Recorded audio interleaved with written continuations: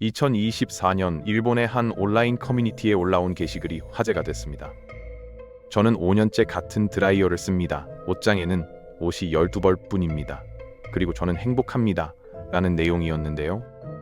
놀라운 건 이 글에 수만 개의 공감이 달렸다는 겁니다. 더 충격적인 건 이런 현상이 일본만의 이야기가 아니라는 거죠. 미국에서는 750만 명이 넘는 사람들이 물건을 사지 않고 나눠 쓰는 커뮤니티에 가입해 있고, 틱톡에서는 소비를 줄이자는 영상들이 수천만 회 조회수를 기록하고 있습니다. 한때 세계 경제를 이끌던 소비의 엔진이 꺼지고 있는 겁니다. 세계를 강타하고 있는 미니멀리즘이 무엇인지 이야기해 보겠습니다.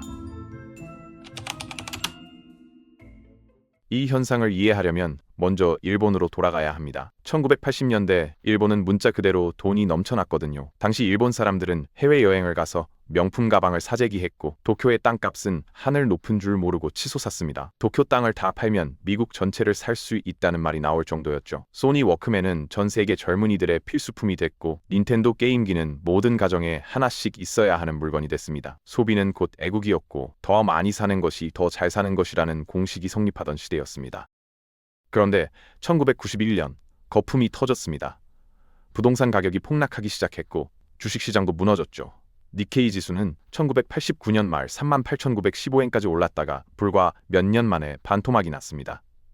이게 단순한 경기 침체로 끝났다면 그나마 다행이었을 겁니다. 문제는 이 불황이 10년이 지나도 끝나지 않았다는 거예요. 그래서 사람들은 이 시기를 잃어버린 10년이라고 부르기 시작했는데, 그게 20년이 됐고 결국 30년이 됐습니다. 1991년 일본의 GDP는 세계 경제의 15%를 차지했지만 30년이 지난 2021년에는 5% 수준으로 쪼그라들었거든요. 이 긴 불황 속에서 한 세대가 통째로 자랐습니다. 1987년에서 2004년 사이에 태어난 아이들, 이들이 바로 사토리 세대입니다. 사토리는 일본어로 깨달음이라는 뜻인데요. 불교에서 말하는 그런 고차원적인 깨달음이 아닙니다. 이 세대가 깨달은 건 다른 거예요. 아무리 열심히 해도 부모 세대처럼 살 수 없다는 냉정한 현실이었죠. 이들은 부모가 평생 직장에서 해고당하는 것을 봤습니다. 열심히 저축한 돈이 부동산 폭락으로 사라지는 것을 봤고요. 명문대를 나와도 제대로 된 직장을 구하기 어려운 현실을 직접 겪었습니다.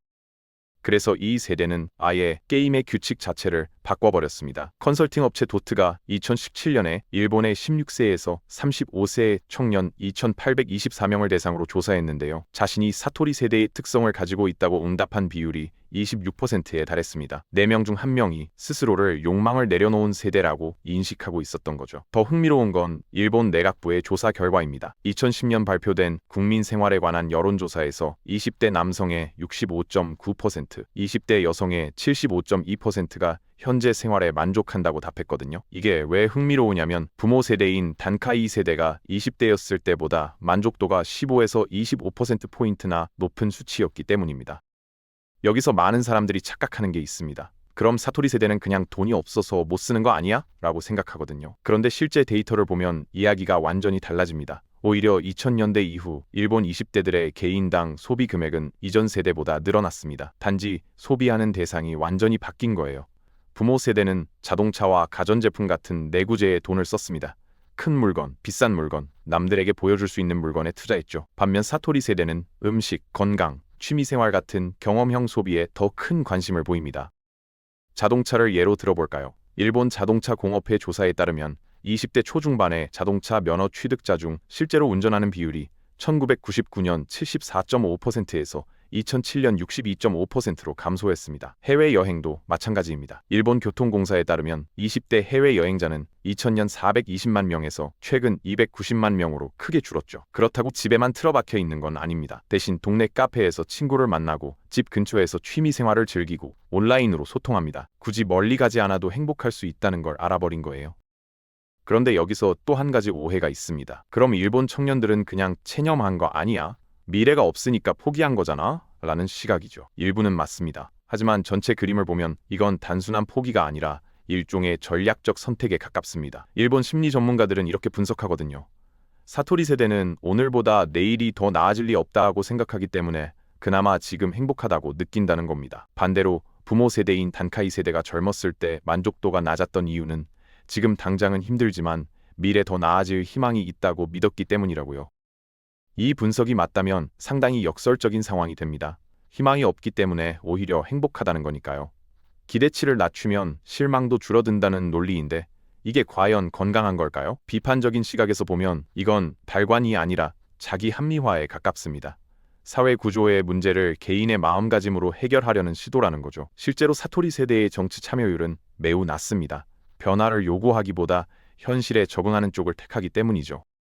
이 현상이 일본 경제에 미친 영향은 어땠을까요? 일본 백화점 업계의 변화를 보면 그 충격이 얼마나 컸는지 알 수 있습니다. 2010년에 261개였던 일본 백화점 점포 수는 2023년 10월 기준 181개로 14년 만에 30.6%가 사라졌습니다. 2023년 2월에는 도쿄 시부야의 명소였던 도쿄 백화점이 57년 만에 영업을 중단했고 320년 역사의 오노마 백화점은 2020년 파산을 신청했죠. 한때 지위의 상징이었던 백화점들이 줄줄이 문을 닫고 있는 겁니다.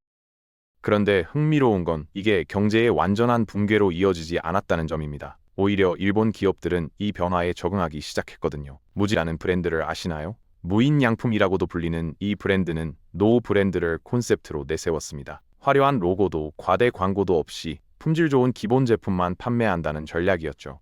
결과는 대성공이었습니다. 무지는 전 세계로 퍼져나가며 하나의 라이프스타일 브랜드가 됐습니다. 유니클로도 비슷한 전략을 택했습니다. 빠르게 바뀌는 트렌드를 좇는 패스트 패션 대신 오래 입을 수 있는 기본 아이템에 집중했고 이 전략이 주요했죠. 더 흥미로운 건 소비 대신 공유와 대여 서비스가 성장하고 있다는 겁니다. 가구 대여, 공구 도서관, 옷 교환 서비스 같은 것들이요. 소유에서 경험으로 더 많이 해서 충분히로 경제 모델 자체가 변하고 있는 거죠. 경제학자들은 이걸 추출해서 순환으로 일회용에서 내구적으로의 전환이라고 설명합니다. 성장이 멈춘 게 아니라 성장의 정의가 바뀌고 있다는 거예요. 이쯤 되면 이건 일본만의 특수한 상황 아닌가라는 의문이 들 수 있습니다. 그런데 현실은 정반대입니다. 이 현상은 전 세계로 퍼지고 있거든요. 중국에서는 탕핀이라는 움직임이 있습니다. 탕당은 눕다, 핑평은 평평하다는 뜻인데요. 말 그대로 납작하게 드러눕겠다는 의미입니다. 2021년 한 중국 청년이 2년이 넘도록 직업이 없어 놀고 있지만 잘못됐다는 생각은 없다는 글을 올렸고 이게 엄청난 반향을 일으켰죠. 중국의 청년 실업 상황을 보면 이해가 됩니다. 2024년 8월 기준 중국의 16세에서 24세 실업률은 공식적으로 18.8%입니다. 하지만 베이징 대학 연구에 따르면 실제 청년 실업률은 46.5%에 달할 수 있다는 분석도 있거든요. 주 6일, 오전 9시부터 오후 9시까지 일하는 996 문화에 지친 젊은이들이 아예 경쟁 자체를 거부하기 시작한 겁니다. 탕핑족은 결혼도, 육아도, 집 구매도, 취업도 거부합니다. 최소한의 생계비만 벌고 나머지 시간은 자신을 위해 쓰겠다는 거죠. 한국의 M4 세대도 비슷한 맥락입니다. 다만 한국과 일본, 중국은 약간의 차이가 있어요. 일본의 사토리 세대는 말 그대로 무소유를 실천하는 경향이 강합니다. 반면 한국의 M4 세대는 영끌이라는 단어가 유행할 정도로 부동산, 주식, 가상화폐 투자에 적극적인 면이 있죠. 포기와 도전이 공존하는 묘한 상태라고 할까요? 미래는 포기했지만 한 방은 노리는 그런 모순적인 심리가 작동하고 있습니다. 미국과 유럽에서도 비슷한 움직임이 나타나고 있습니다. 미국의 Buy Nothing 프로젝트는 2013년 워싱턴주의 작은 섬에서 두 친구가 시작한 운동인데요. 이웃끼리 물건을 사지 않고 나눠 쓰자는 취지였죠. 이 운동이 전 세계로 퍼져 현재 750만 명이 넘는 회원을 보유하고 있고 44개국에 7,500개 이상의 커뮤니티가 있습니다. 2024년 조사에 따르면 미국의 17세에서 43세 사이 응답자 중 72%가 Buy Nothing 챌린지를 고려해 본 적이 있다고 답했고 Z세대 연말 소비 지출은 전년 대비 23%나 감소했다고 합니다. 틱톡에서는 언더 컨섬션 코어라는 해시태그가 수천만 회 조회수를 기록하고 있습니다. 디지털 마케팅 회사 위비의 조사에 따르면 이 키워드 검색량이 2024년 7월 마지막 2주 동안 1150%나 급증했거든요. 영상 내용은 간단합니다. 저는 7년 된 헤어 드라이어를 씁니다. 제 옷장에는 옷이 20벌 뿐입니다. 화장품 하나를 끝까지 쓴 후에야 새 걸 삽니다 같은 거죠. 화려한 쇼핑 하울 영상이 넘쳐나던 플랫폼에서 덜 사는 것이 새로운 트렌드가 된 겁니다. 이게 단순한 유행일까요? 그렇게 보기엔 배경이 너무 구조적입니다. 미국 보스턴 대학교의 그레고리 스톨러 교수는 이렇게 분석합니다. 1999년부터 2022년 사이 미국의 집세는 135% 올랐지만 소득은 그 절반밖에 오르지 않았다. 뱅크 오브 아메리카의 2024년 조사에서도 18세에서 27세 Z세대 성인의 절반 이상이 높은 생활비가 재정적 성공의 가장 큰 장벽이라고 답했죠. 경제적 압박이 소비 패턴 자체를 바꾸고 있는 겁니다.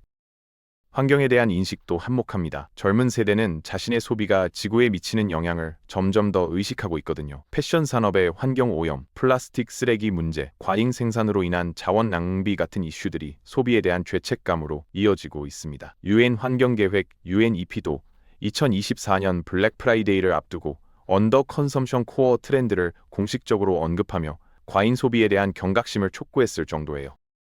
그렇다면 이 현상이 지속될까요? 비관적인 시각에서 보면 이건 그냥 경제적 어려움의 부산물일 뿐입니다. 돈이 없으니까 안 쓰는 거고 경기가 좋아지면 다시 소비가 늘어날 거라는 거죠. 실제로 틱톡의 다른 한편에서는 여전히 쇼핑 하울 영상이 인기를 끌고 있고 틱톡샵이라는 쇼핑 기능이 도입되면서 오히려 충동 구매를 부추기는 콘텐츠도 늘고 있습니다.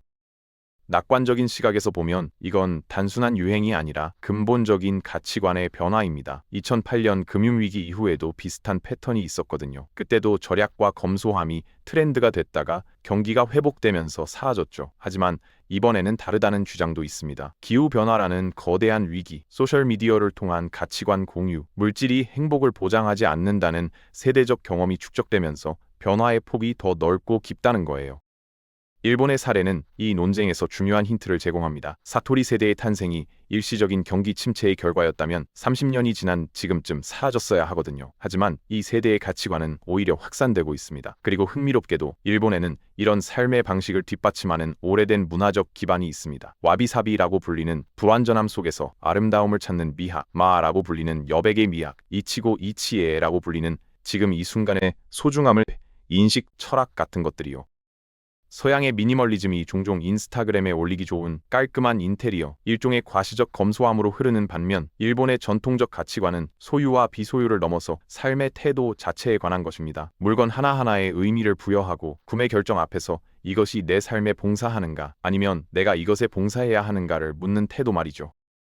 이 모든 이야기가 우리에게 시사하는 바는 뭘까요? 첫째, 경제적 자유는 더 많이 버는 것만으로 얻어지지 않는다는 점입니다. 필요를 줄이면 그만큼 경제적 압박도 줄어듭니다. 둘째, 물건이 줄어들면 정신적 공간이 생긴다는 점이에요. 과거의 충동 구매로 가득 찬 집은 사실 잊힌 물건들의 박물관이거든요. 셋째, 환경에 미치는 영향이 줄어든다는 점입니다. 의도적으로 구매할 때 생산되는 쓰레기도 줄어들죠.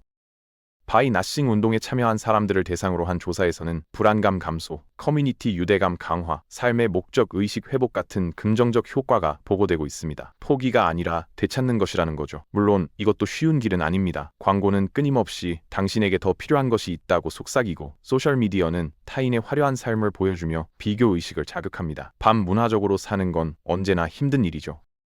비판도 있습니다. 미니멀리즘이나 검소한 삶이 결국 특권층의 여유 아니냐는 거예요. 기본적인 필요가 이미 충족된 사람이 덜 사도 행복하다고 말하는 건 쉽지만 진짜 가난한 사람에게는 해당되지 않는 이야기라는 거죠. 일본에서도 사토리 세대가 실제로는 억눌린 야망을 체념으로 포장하고 있는 것 아니냐는 우려가 있습니다. 그리고 경제 전체적으로 보면 소비가 줄어들면 일자리도 줄어들고 그러면 더 많은 사람이 가난해지는 악순환이 생길 수 있거든요.